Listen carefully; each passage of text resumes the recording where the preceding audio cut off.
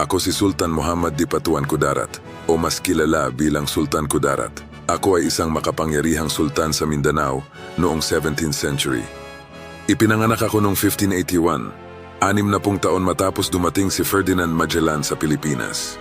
Bilang sultan, ipinagtanggol ko ang aking nasasakupan laban sa mga Kastila at pinagsama-sama ang mga Muslim sa Lanao, Cotabato, Davao, Sulu, Zamboanga at North Borneo upang labanan sila.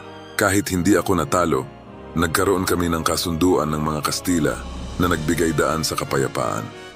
Bilang leader, hindi lang ako nakatuon sa digmaan kundi pati na rin sa kaunlaran ng aking nasasakupan. Nagtatag ako ng mga sistema ng pamahalaan at kalakalan na nagbigay daan sa mas masaganang buhay. Ang aking mga hakbang ay nagpatibay sa Sultanato ng Maguindanao bilang isang makapangyarihang estado. Ang aking pamana ay buhay pa rin sa puso ng mga tao sa Mindanao at ang lalawigan ng Sultan Kudarat ay ipinangalan sa akin bilang pagkilala sa aking mga nagawa. Ako ay isang simbolo ng paglaban para sa kalayaan at pagkakaisa. Hanggang ngayon, ang aking kwento ay nagsisilbing inspirasyon sa mga Pilipino. Ang aking buhay